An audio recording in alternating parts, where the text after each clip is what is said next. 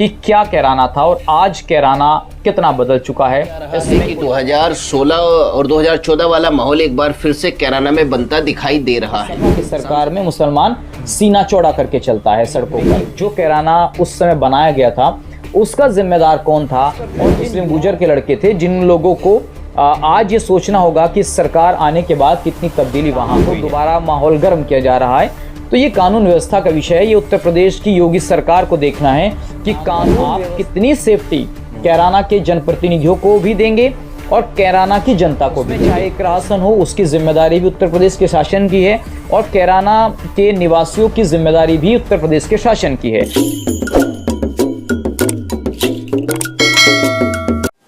कैराना नाम तो आपने सुना ही होगा। 2014 और 16 के जो दंगे हैं या फिर पलायन हैं उससे बहुत फेमस हुआ था। इसके ही पास एक और जिला पड़ता है मुजफ्फरनगर। लेकिन 2014 और 2016 में जो लगातार माहौल कैराना के अंदर बन रहा था, जो पलायन की आवाज़ चौधरी हुकुम सिंह जी ने उठाई थी, अब लगातार ये कहा जा रहा है कि 2025 में वो माहौल चौधरी इकरा हसन के सांसद बनने के बाद फिर से बनता जा रहा है। एक मुद्दा सामने आया नकुड़ के एक गांव में, छापर में, जहां पर मंदिर पर प्रहार किया जाता है, उसको तोड़ा जाता है और आरोप यह है गांव वालों का कि ये मंदिर मुस्लिम समाज के लोगों ने तोड़ा है। ये भी देखा गया है कि जब किसी मुस्लिम समाज के साथ घटना होती है तो इकरा हसन वहां पर सबसे पहले पहुंचती हैं, लेकिन उस मंदिर को देखने अब तक नहीं गई।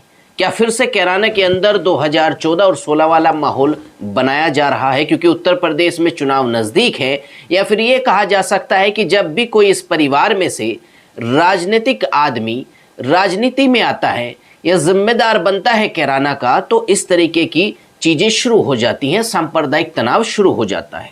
इसी पर बातचीत करने के लिए पश्चिम उत्तर प्रदेश के वरिष्ठ पत्रकार और कैराना के उस 2014 और 16 के पलायन को अपनी आंखों से ग्राउंड जीरो पर देखने वाले हमारे साथ मौजूद हैं सचिन चौधरी। सचिन चौधरी जी, बहुत बहुत स्वागत है आपका। बहुत बहुत धन्यवाद प्रशांत भाई, आपने मुझे इस अवसर पर अपनी बात रखने का मौका दिया। जो बात मैंने अभी कही कि 2014 और 16 का जो कैराना था, क्या अब फिर यूपी चुनाव से पहले वैसा बनाने की कोशिश की जा रही है कैराना को? आपका ऐसा लगता है?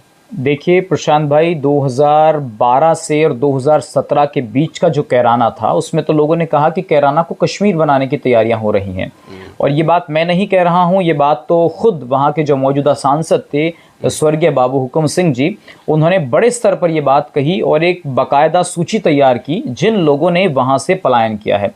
पलायन करने वालों में मैं कह सकता हूं 95% उसमें हिंदू ही थे, जिसमें व्यापारी वर्ग था। इस बात में किसी को कोई शक नहीं होनी चाहिए और किसी को कोई दोहराई नहीं होना चाहिए कि 2012 से और 17 के बीच की जो सरकार रही है उसमें कैराना का क्या माहौल था और कैराना की क्या जो तस्वीर थी वो देश में प्रस्तुत की गई। आपको पता है कि कैराना क्यों मशहूर हुआ। पलायन का मुद्दा जो था उसने बहुत बड़े स्तर पर, चाहे बात पलायन की हो, गुंडागर्दी की हो, रंगदारी की हो, अवैध स्मैक की हो, अवैध कारोबार की हो, ज़मीनों पर कब्ज़ों की हो, सरकारी ज़मीनों और तालाबों पर जिस तरीके से कब्ज़ा हो रहा था, और उसमें यह आरोप लगा कि धर्म विशेष के नेताओं की शह पर कैराना के माहौल को बिगाड़ा जा रहा है और टारगेट पर सिर्फ और सिर्फ व्यापारी वर्ग था। देखिए, आपके दर्शकों को कुछ आंकड़े जानना जरूरी है क्योंकि जब हम बोलते हैं तो कुछ तथ्य यदि हमारे पास हों तो उसके फैक्ट्स के साथ कोई बात बोलनी चाहिए। मैं जिक्र करूंगा 24 अगस्त 2014 का, जहां पर शिव कुमार और राजेंद्र, दो भाइयों की दिन दहाड़े गोली मारकर हत्या कर दी गई। इस पूरे प्रकरण से कैराना के अंदर सनसनी फैल गई और व्यापारियों में एक डर का माहौल बना कि कहीं ना कहीं व्यापारियों के लिए कैराना बिल्कुल सुरक्षित नहीं है। हमने खुद देखा है 2014 तक, मैं कह सकता हूं कि जब तक बीजेपी की सरकार उत्तर प्रदेश में नहीं आई थी तब तक कैराना में कोई भी पेट्रोल पंप नहीं था। अगर आपको तेल भरवाना था तो भाई साहब आप या तो हरियाणा जाइए या शामली जिले में आइए। क्यों नहीं था? क्योंकि व्यापारियों को लगता था कि यहाँ का माहौल इतना खराब है कि दिन दहाड़े गोली मारकर पैसे लूट लिए जाएंगे। तो कानून व्यवस्था उस सरकार में क्षेत्रीय नेताओं के दबाव में इतनी ज्यादा खराब थी कि हालात कैराना के खराब होते जा रहे थे। इसके बाद 16 अगस्त 2014 आता है भाई साहब, दिन दहाड़े व्यापारी की गोली मारकर हत्या कर दी गई। बाकायदा व्यापारियों की दुकानों पर बड़ी बड़ी चिट्ठियां चिपका दी गई रंगदारी के लिए कि सुबह तक इतने पैसों का इंतजाम कर लीजिए, नहीं तो आप कल सुबह का सूरज नहीं देखेंगे। ये व्यापारियों की हालत थी। इसके अलावा महिलाओं की सुरक्षा को लेकर बहुत गंभीर सवाल थे। स्कूल में पढ़ने आ रही लड़कियों के लिए माहौल इतना ज़्यादा ख़राब था कि दिन दिहाड़े जो लड़कियां स्कूल में पढ़ने आती थी, असामाजिक तत्व उन लड़कियों के साथ छेड़छाड़ करते थे और स्कूल में जो लड़कियां क्लासरूम में बैठी होती थी, खिड़कियां खोलकर उन लड़कियों पर पत्थर मारे जाते थे। इस तरीके का माहौल था। गैंग रेप वहां हुए। मैं आपको तारीख भी बता देता हूं। 14 मार्च 2015 को एक महिला का अपहरण किया गया प्रशांत भाई, और दिन दहाड़े उस महिला का रेप किया गया। ये कैराना था, लेकिन आज उस कैराना की तस्वीर बदली है। थोड़ा और आगे चलिए, 16 अप्रैल 2025 आ जाता, 2015 आ जाता है। 2015 में जो मैंने तारीख बताई आपको, 16 अप्रैल, तित्तरवाड़ा गांव है कैराना क्षेत्र में। उस गांव की एक लड़की को अगवा किया गया और असामाजिक तत्वों द्वारा, किस समाज से वो लोग आते थे ये बताने की मुझे जरूरत नहीं है, उन लोगों ने उस लड़की को अगवा किया और उसका गैंग रेप किया गया उसी कैराना में। उसके बाद भाई थोड़ा आगे चलिए, क्योंकि आंकड़े बताना जरूरी है। 8 जनवरी 2016 को महिला का अपहरण होता है। वही फिर असामाजिक तत्व, वही समाज के लोग, उन्हीं नेताओं की शय पर उसका भी रेप किया गया और बाकायदा उसकी हत्या कर दी गई। तो ये कैराना था। इसके अलावा 7 फरवरी 2017 को क्षेत्रीय नेताओं के शय पर कुछ लोग आते हैं और ताबड़तोड़ फायरिंग करते हैं, जिसमें एक बच्चे की मौत हो जाती है। तो वो कैराना था जो आज हाईवे से घिरा हुआ है, जो आज सुरक्षा से घिरा हुआ है, जो कहीं ना कहीं महिलाओं की सुरक्षा आज उस कैराना में हो रही है। और पिछले, मैं तो कहूँगा कि पिछले 9 वर्षों में वाकई में ये सच है। लोग इसे बायस्ड भी कह सकते हैं जो मैं बात बोल रहा हूँ, लेकिन मैं सच बोल रहा हूँ। इस बात की तस्दीक भारत का या उत्तर प्रदेश का कोई पत्रकार वहाँ जाकर कर सकता है कि क्या कैराना था और आज कैराना कितना बदल चुका है। इसमें कोई दोराय नहीं है। सबसे बड़ा मसला कानून व्यवस्था का था और सबसे बड़ा मसला पलायन का था, जो हिंदुओं का पलायन था, जो व्यापारियों का पलायन था। इसमें कोई दोराय नहीं है। ये बात वहाँ के मौजूदा सांसद उस वक्त कह चुके थे कि धर्म विशेष की बढ़ती गुंडागर्दी ने पलायन करने पर यहाँ के हिंदुओं को मजबूर किया। लेकिन ये कहा जा रहा है कि 2016 और 2014 वाला माहौल एक बार फिर से कैराना में बनता दिखाई दे रहा है। सांसद इकरा हसन जब से बनी है, क्योंकि कहीं मंदिर का मुद्दा होता है, कहीं किसी हिंदू समाज का मुद्दा होता है, वहाँ पर सांसद नहीं पहुँचती हैं। लेकिन अभी फिलहाल में देखा गया कि जब 4 बच्चों के साथ एक व्यक्ति ने नदी में कूदकर अपनी जान दे दी तो वहाँ पर सबसे पहले पहुँची, लेकिन मंदिर पे नहीं पहुँची। देखिए, जहाँ तक कानून व्यवस्था की बात है, मैं ये भी आपको जो लिस्ट गिना रहा था प्रशांत भाई, ये कानून व्यवस्था की ही गिना रहा था कि उस समय जो सरकार थी वो अखिलेश यादव की सरकार थी। तो उसमें जो क्षेत्रीय नेता, मैं ये नहीं कहूँगा कि अखिलेश जी ही चाहते थे ऐसा हो, कोई भी मुख्यमंत्री हो नहीं चाहेगा कि उसके शासनकाल में ऐसा हो। लेकिन ये तो अतीक अहमद खुद अपने भाषण में कह चुके हैं कि सपा की सरकार में मुसलमान सीना चौड़ा करके चलता है सड़कों पर। तो वो सीना चौड़ा जो करने की बात थी, तो वो कौन लोग थे? मैं उसमें मुसलमान को टारगेट नहीं कर रहा हूँ और ना मैं मुसलमान को गलत कह रहा हूँ, लेकिन उनको जो शह देने वाले लोग थे उन लोगों को भी विचार करना होगा आज की तारीख में कि जो कैराना उस समय बनाया गया था उसका जिम्मेदार कौन था। और जिन युवाओं के हाथ में आपने पिस्टल दी, जिन युवाओं के हाथ में आपने स्मैक दिया, जिन युवाओं को इस ऐसे गलत काम करने के लिए प्रेरित किया गया, वो लोग एक धर्म विशेष से आते थे। तो खासकर जो है वो मुस्लिम गुजर के लड़के थे, जिन लोगों को आज ये सोचना होगा कि सरकार आने के बाद कितनी तब्दीली वहाँ हुई है। अब आपने जिक्र किया कि क्या आज की परिस्थितियों में देखा जाए कि कैराना को दोबारा माहौल गर्म किया जा रहा है, तो ये कानून व्यवस्था का विषय है। ये उत्तर प्रदेश की योगी सरकार को देखना है कि कानून व्यवस्था के नाम पर आप कितनी सेफ्टी कैराना के जनप्रतिनिधियों को भी देंगे और कैराना की जनता को भी देंगे। उसमें चाहे इकरा हसन हो, उसकी जिम्मेदारी भी उत्तर प्रदेश के शासन की है और कैराना के निवासियों की जिम्मेदारी भी उत्तर प्रदेश के शासन की है। अब ये तो बीजेपी की सरकार और यहाँ के अधिकारियों को तय करना है कि वो कैराना को 2017 वाला कैराना बनाना चाहेंगे या 2025 और योगी आदित्यनाथ जैसा लॉ एंड ऑर्डर के लिए जानी जा रही है बीजेपी की सरकार। एक शब्द उठकर आता है राकेश टिकैत से कि बक्कल उतार देंगे, और वो बक्कल उतार देंगे शब्द आजकल पश्चिम उत्तर प्रदेश में कई नेताओं के लिए या फिर कोमल गुर्जर का जो नाम सामने आता है उनके लिए बड़ा इस्तेमाल हो रहा है। और ये कहा जा रहा है कि ऐसा बोलने वाले जो सांसद हैं कैराना के, उनके करीबी लोग हैं, तो क्या ऐसा समझा जाए कि उनके करीबी लोग आज भी धमकी देने में पीछे नहीं रहते? देखिए, मैं ये बात कहूँगा कि जब नाहिद हसन विधायक थे और बीजेपी सरकार जब आई तो उनके ऊपर जिस तरीके से मुकदमे लगे और वो जेल में थे, तो एक परिंदा कैराना में पर नहीं मारा, किसी ने चूं तक नहीं की। लेकिन इकरा हसन अब सांसद बन गई हैं, नाहिद हसन बाहर आ गए हैं, तो जो उनके समर्थक हैं उनके अंदर एक संजीवनी आ गई और वो मुझे लगता है कि दोबारा 2012 से 17 के बीच का जो माहौल बनाने की कोशिश उस दौर में हुई, वो यहाँ पर भी कोशिश ऐसी ही कुछ करने की उनकी 1-2% कोशिश है। जो शासन, आप पता है कि किस तरीके का शासन है, फिर जब इलाज होता है तो फिर लोग, आपको पता है कि किस तरीके से ये लोग मिमियाने लगते हैं, तो सामाजिक तत्वों के लिए तो यहाँ जगह नहीं है ना। तो आपने देखा कि बलवा गाँव है, हमारे इस कैराना लोकसभा में पड़ता है, कांदला क्षेत्र में, तो वहाँ का एक मुस्लिम गुजर का लड़का है जो खुद को इकरा हसन का प्रतिनिधि बताता है और वो जिला पंचायत का चुनाव भी लड़ना चाहता है। लेकिन जहाँ तक मुझे जानकारी मिली कि वो पहले किसी का कैमरामैन था, वो कहीं कैमरा में शूट वगैरह कराता, जो लोगों ने बताया, और इकरा हसन से जुड़ा हुआ है।